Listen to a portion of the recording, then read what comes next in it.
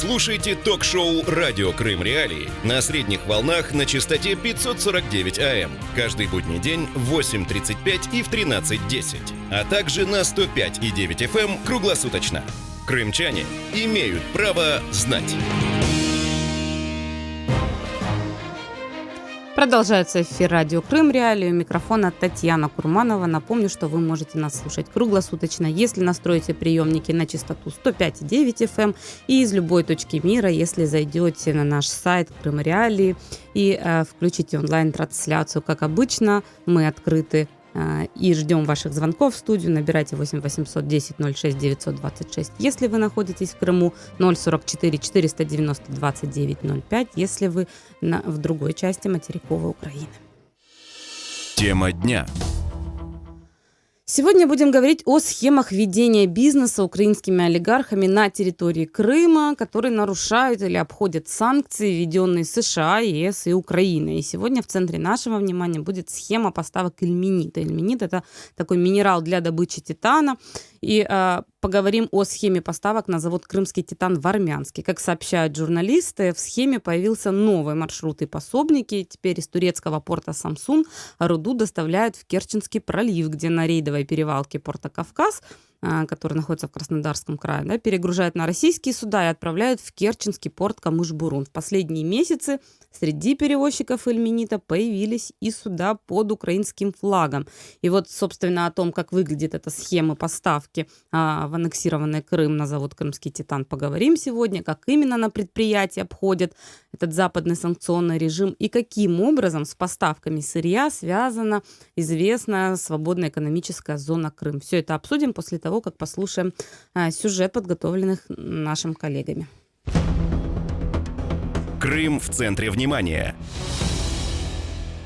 Херсонский городской суд наложил арест на украинское судно «Нефтерудовоз-45». Об этом сообщила прокуратура Автономной Республики Крым. В ведомстве подозревают, судно причастно к незаконным поставкам 3000 тонн ильменитовой руды на территорию аннексированного полуострова. Их везли из турецкого порта Самсун и доставили в закрытый керченский порт Камыш-Бурун. Прокуратуре также сообщили, это уже 4-е судно, на которое накладывают арест за заход в Крымский порт. Ильменитовая руда – ценный минерал для добычи титана. Единственное предприятие на полуострове, которое использует ильменит в качестве сырья – Крымский титан. Этот завод находится в Армянске и принадлежит украинскому бизнесмену Дмитрию Фирташу. После российской аннексии Крыма Фирташ изменил структуру управления заводом. Чтобы избежать так называемой национализации, он передал Крымский титан дочернему предприятию «Титановые инвестиции», которое находится в Москве. Однако необходимый для завоза ильменит продолжили добывать на материковой части Украины. Практиковать ввоз сырья морем начали после гражданской блокады Крыма, когда активисты перекрыли железнодорожную ветку для поставок ильменитовой руды. По информации СМИ, добытое сырье грузили в Одессе на украинское судно, которое везло его в Россию, в порт Кавказ возле Новороссийска. Там груз якобы перебрасывали на российское судно, а затем уже доставляли на полуостров. В ноябре 2016 года Дмитрий Фирташ сообщил, что Крымский титан получает ильменит из Шри-Ланки. Принял Кабмин постановление, я поехал по морю, а не по железной дороге. Пришла СБУ, начала нам рассказывать, что санкции и так далее. Я им показываю закон и говорю, отмените закон, и я перестану возить. Закон нарушать не буду. В общем, мы ругались, и в итоге я договорился с трейдерами, которые возят ильменит, который добывают на Шри-Ланке. Мы договорились, что я им отдаю свой ильменит, а они мне свой. Теперь нет никаких проблем. Я продал ильменит? Продал. И он реально не заезжает ко мне на завод. Мой ильменит уходит к ним, а я беру другой ильменит. Да, я делаю бартер, по сути, и теряю на логистике. С июля 2014-го правительство Украины официально прекратило функционирование всех портов полуострова. Гавани Крыма оказались закрытыми для международного судоходства.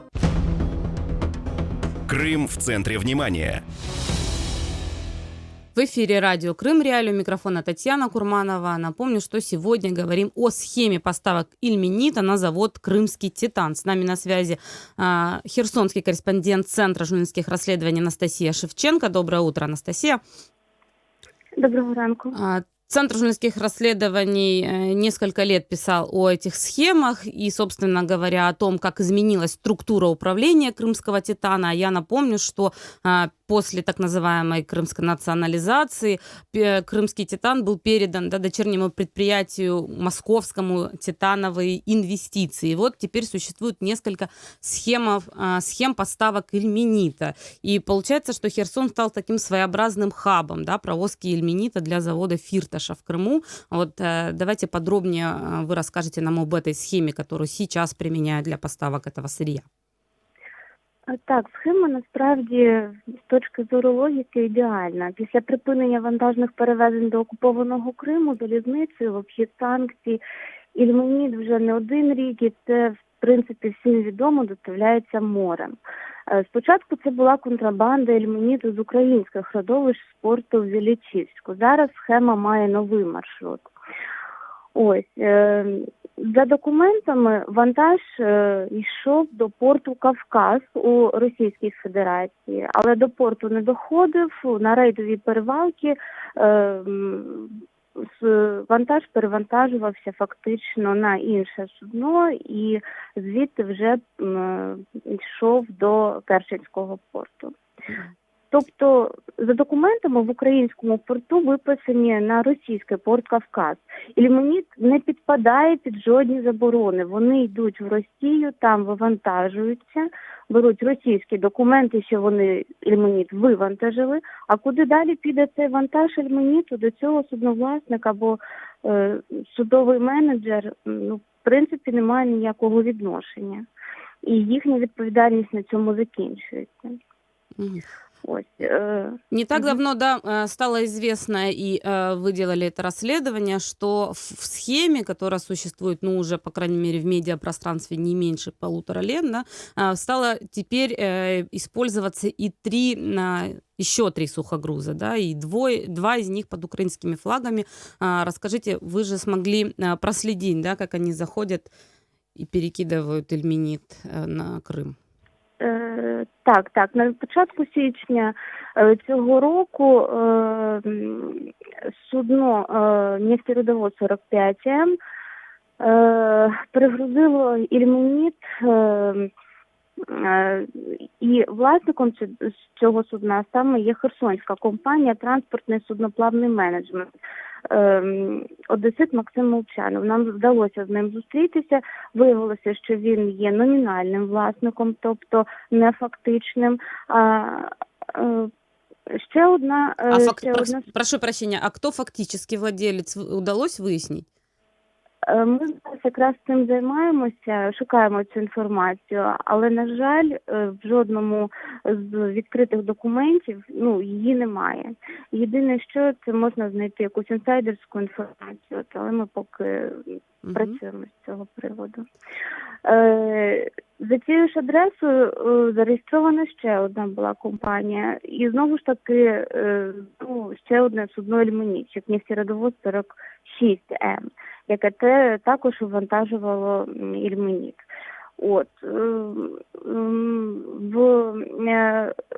Адвокат товариства «Транспортний судноплавний менеджмент» нам розповів, що все-таки ці два судна так керуються з їхньої контори. Але відношення до поставок в Крим вони не мають. Така ось схема. А третє судно «ГМС» – це взагалі дуже цікава історія. Він ходить під прапором Коморських островів, зазначена власником компанія Atlantic Shipping Company міжнародна, а зареєстрована вона в Україні за адресою проспект Ушакова, там, де зареєстроване ще одне підприємство ООО «Посейдон». До речі, це судно, тобто «Гермес», воно заходило в порт Керчь, в акваторию порту Керчь. Это доказано вами или уже прокуратурой? Мы им тоже адресуем этот вопрос сегодня. Прокуратура зараз ведеться слідство, відбувається досудове розслідування. Це доводити дуже легко, тому що у нас є скрини з системи АІС, де в принципі видно, що судно стояло на стоянці номер 471. І якірній стоянці. Це акваторія закритого для заходів порту Керчь. І тут питання досить принципове, тому що усі дискусії з приводу судна не заходили у порт, стояли на якірній стоянці, на перегрузочному рейді. Їх слід завершити, бо вони базуються на елементарному незнанні законодавства. Акваторія порту – це, в принципі, є порт. Тобто вони заходили в закритий порт Керчь, тим самим порушували санкції. Собственно, потому сейчас и досудебное расследование в отношении них происходит, правильно? Ні, з точки зору суден нефтєродовоз 45М, так, досудове розслідування відбувається, але Гермес оглянули прикордонники, і він собі спокійно пішов зараз в грузинський порт Поті, де Это при том, что было зафиксировано, уточните, если я не права, да, что Гермес заходил в Керчь.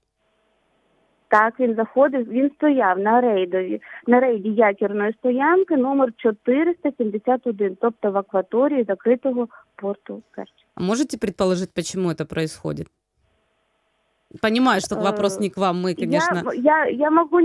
Я можу не предположить, скажімо так, ми надсилали запити. Ми надсилали запити до прикордонної служби України. Зараз я готую ще один запит, тому що досі 4 запити були втрачені, вони їх, скажімо так, загубили. На один запит відповідь прийшла, але щодо судна нефтєрудовоз 45М. Щодо Гермесу просто сказано, що тривають такі самі заходи, як і до нефтєрудовозу 45М, хоча як же ж вони можуть тривати, якщо судно спокійно собі перейшло кордон та Да, и в другом порту. Анастасия, завершая нашу резюмируя наше интервью, скажите, пожалуйста, вот что же незаконно в этих схемах поставки, поскольку, как и мы уже говорили об этом в анонсах, это реально, поскольку действует закон о свободной экономической зоне Крым, что же могут наши слушатели возразить незаконного в этих поставках сырья на крымский титан Фірташа? Дивіться, незаконного в плані, я думаю, варто запитати все-таки у правоохоронців, що тут незаконного. Незаконного тут сама схема. Ми фактично поставляємо на окуповану територію сировину і поставляють українські компанії, тобто бізнес працює. Парадокс в тому, що люди не можуть перевезти речі з Криму чи свої особисті, так? А бізнес як працював, в принципі, так і працює, і ніхто, наче це як не бачить. Спасибо большое. Я напомню, что с нами на связи была Анастасия Шевченко, корреспондент Центра журналистских расследований, который готовил серию расследований о том, как украинский бизнес обходит санкции в Крыму. Это радио Крым Реалии. У микрофона Татьяна Курманова. Говорим об эльминитовой схеме. И с нами на связи заместитель начальника управления прокуратуры Крыма Егор Ребров. У него спросим, какие сейчас происходят действия в связи с фигурантами так называемой эльминитовой схемы. Доброе утро, Егор. Доброе утро. Мы сообщали, что был проведен арест судна-участника этой эльминитовой схемы нефтерудовоз 45М. Анастасия нам сейчас рассказала об этом. Об этом епізоді можете нам подробніше розказати? Я можу сказати, що припинення незаконного судноплавства на закритій порти тимчасово окупованої території Крим – це одна з пріоритетних задач прокуратури автономії. Ми у координації з відповідними державними органами, такими як Адміністрація морських портів, Міністерструктури, Міністерство тимчасово окупованих територій, з громадськими об'єднаннями, активістами постійно цю ситуацію відслідковуємо, обробляємо інформацію і робимо певні висновки. Зокрема, була отримана інформація щодо причетності до так званої ільмінітної схеми, тобто незаконної поставки руди на тимчасово окуповану територію. Одного із суден, це нефтерудовоз 45М. Було отримано дозвіл суду на проведення обшуку на цьому судні. Під час обшуку ця інформація знайшла своє підтвердження, в зв'язку з чим було вилучено під час обшуку як саме судно, судова документація, сервер Марінтрафіку. Подальшому ухвалою Херсонського міського суду на це судно накладений арешт в рамках кримінального провадження. Зараз відповідні процесуальні слідчі дії щодо перевірки всіх фактів тривають. Ну, на жаль, підробиці я вам не можу розкривати. Единственное, что хочу уточнить, поскольку номинальный владелец, да, нефтерудовоза 45М обещал обжаловать арест этого судна-участника, вот произошло, подали же они уже иск или нет? Ну, апеляційна скарга подана, ще Мгм. апеляційний суд її не розглядав. Мгм. Если говорить о других участниках этой схемы, были проведены или досудебные действия в рамках расследования? Триває відповідні процесуальні слідчі дії. Підробиці зараз я не можу розкривати, оскільки це дуже складна юридична тема щодо цих поставок, тому А вот по поводу судна «Гермес» все же можете нам что-то сообщить? Будут ли действия, поскольку сейчас на это судно не наложен арест, и как нам сообщили корреспонденты Центра журналистских расследований, сейчас спокойно заходит в другие порты мира это судно. ну, щодо Гермеса, там Державна прикордонна служба проводила детальний огляд його під час заходження до порта Маріуполь. Мгм.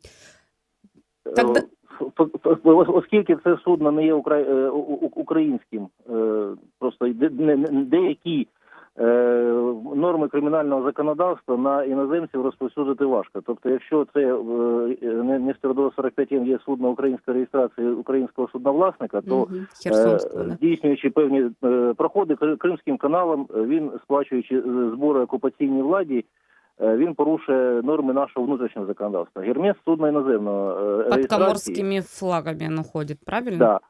Да, оскільки згідно даних під час огляду трафіку його серверу і карт, в територіальні води України він не заходив,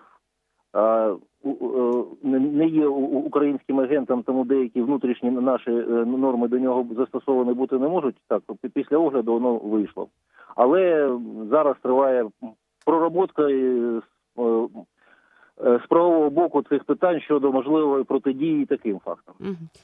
И уточняющий вопрос еще. Изъятый сухогруз нефтерудовоз 45М, где сейчас находится? В Херсоні.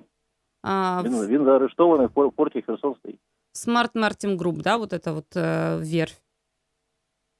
Ну, передане зберігання. Мгм.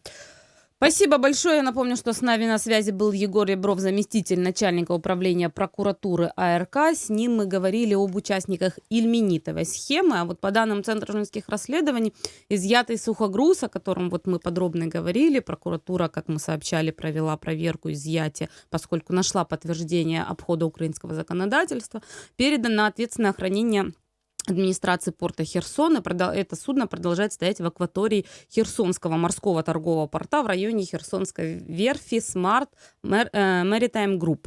Эта верфь принадлежит, по данным ЦЖ нардепу, Вадиму Новинскому из оппозиционного блока. И здесь стоит отметить, что по словам эксперта фонда «Майдан» иностранных дел Андрея Клименко и других экспертов, именно нардеп Вадим Новинский, его называют лоббистом этой схемы поставок через Херсон ильменитовой руды на завод «Крымский титан» вот на украинских судах. Об этом, правильна ли эта версия, мы поговорим вскоре с советником главы Меджлиса крымско-татарского народа, если он с нами выйдет на связь. В целом здесь стоит отметить то, что по словам юристов и правозащитников, и поставки ильменитов в Крым, и обход других санкций стал возможен благодаря закону о свободной экономической зоне Крым, поскольку именно этот закон позволяет, по словам экспертов, подрывать режим западных санкций, введенных за аннексию Крыма, и укреплять страну-агрессора. Однако в то же время такая деятельность украинского бизнеса в Крыму вполне, как оказалось, соответствует украинскому законодательству. Опять-таки, благодаря деятельности закона о свободной экономической зоне Крым. Кроме всех прочих ограничений, мы знаем это, да, и признание крымчан нерезидентами, и пересечение границы. Все эти проблемы также влечет за собой действие этого закона о СЭС Крым. Ну вот еще и обход санкций международных и украинских в том числе. И вот именно так 1,5 года и действует схема поставок ильменита на завод «Крымский титан» олигарха Дмитрия Фирташа через закрытые Украиной порты оккупированного Крыма. В эфире радио «Крым Реалии». Слушайте нас на средних волнах 549 АМ в 8:35 и 13:10, а также на 105,9 FM круглосуточно. В эфире радио «Крым Реалии». Звоните нам по телефону 8 800 10 06 926. Для жителей полуострова звонки бесплатные. Комментируйте темы в прямом эфире. Оставляйте свои сообщения на наш автоответчик. Мы выслушаем вас. 105,9 FM. Крымчане имеют право знать. Крымчане имеют право знать и адресовать свои вопросы нашим экспертам, оставлять свое мнение на наш автоответчик и задавать, высказывать его в прямом эфире. Если вы наберете номер телефона 8 800 10 06 926, это бесплатный номер для жителей Крыма, и 044 490 2905 по тарифам ваших операторов, если вы житель других частей Украины. Поэтому звоните и задавайте нам вопросы. Напомню, что в эфире радио «Крым Реалии» мы сегодня говорим об ильменитовой схеме. Это поставки ильменитовой руды на завод «Крымский титан» в Крыму. И, как сообщалось, как все мы знаем, в июле 2014 года Украина официально закрыла порты оккупированного Крыма для международного судоходства и внесла в Уголовный кодекс, собственно, статью 332.1 о нарушении правил въезда на временно оккупированную территорию. Согласно этому закону, все члены экипажа судна, пребывающие на его борту в Крым, попадают под административную уголовную ответственность. Но, несмотря на эти изменения в законодательство, продолжают суда заходить, несмотря на запреты, да, в Крым. И вот, например, по последним данным, как минимум, да, зафиксировано более 320 суден-нарушителей режима оккупированной территории. За этим следит активно Майдан иностранных дел. И одним из таких суден было судно, которое участвует в схеме поставок ильменитовой руды на полуостров. Это нефтерудовоз 45М, о котором мы подробно говорили с представителем Центра журналистских расследований и прокуратуры Крыма. Изъяли правоохранители документацию, изъяли это судно, но продолжает оно стоять в порту и на верфи, которая принадлежит, по данным Центра журналистских расследований, нардепу Вадиму Новинскому, который, по словам Андрея Клименко, и лоббирует этот закон. Закон о СЭС Крым, который позволяет обходить вот санкционные моменты. И, собственно говоря, раз уж мы говорим о Крымском титане, стоит напомнить, что в апреле 2014 года Крымский титан был перерегистрирован на Киев с созданием филиала в Крыму, а тут же в июне 2014 года в Москве было зарегистрировано предприятие «Титановые инвестиции», которое арендует завод «Крымский титан» с трудоустройством его рабочих. То есть была использована классическая схема обхода санкций, создания юрлица на территории России. Таким образом, «Крымский титан» продолжает функционировать на территории аннексированного Крыма, но для того, чтобы завод развивался, необходима руда. И вот ее поставляют в рамках вот этой ильменитовой схемы, о которой мы говорили. И вот стала ли именно эта схема обхода санкций? Возможно, благодаря СЭС Крыма. Мы зададим этот вопрос советнику главы Меджлиса крымско-татарского народа Арсену Жумадилову, который с нами на связи. Здравствуйте, Арсен. Доброе утро. Правильно ли делают вывод журналисты, на ваш взгляд, говоря о том, что и поставки ильменита на Крымский титан, и функционирование других предприятий стало возможно благодаря действию закона о свободной экономической зоне Крым? Абсолютно правильно. Здесь мы имеем дело с законом, который был принят именно для таких целей, то есть для целей сохранения бизнеса, в первую очередь, крупных украинских предпринимателей, как у нас в стране часто говорят, олигархов, которые вот в данном случае как раз-таки проявили свои олигархические способности, повлияв на политику таким образом, что летом 2014 года был принят закон, где было сказано о том, что вести хозяйственную деятельность в Крыму не просто можно, но даже, по сути, выгодно, потому что она не облагается общепринятыми государственными налогами в украинскую казну. Это первая составляющая. Вторая составляющая, это, конечно, это составляющая таможенного контроля, которая, по идее, должна была бы вот эту лимитовую схему на уровне таможенного контроля закрыть или остановить, но там непонятно, почему со своей стороны ДФС дает зеленый свет на это, потому что, насколько я понимаю, даже согласно действующему законодательству, именно в части таможенного контроля она должна была бы быть невозможной. То есть СЭС Крым, он сделал возможным, например, работу в Крыму эпицентра, да, например, который потом переименовался в Новоцентр, но суть не поменялась. Сделал возможным работу некоторых других субъектов. Например, стервидорная компания «Авлита», простите, что перебиваю, которая принадлежит Ринату Ахметову и обслуживает суда нарушителей, которые заходят, собственно, в Севастополь, да, в этот порт и загружают зерном и металлом для незаконного экспорта из Крыма, как мы знаем. Да, то есть те, которые работают в Крыму, на месте, которые не зависят от поставок из материковой Украины.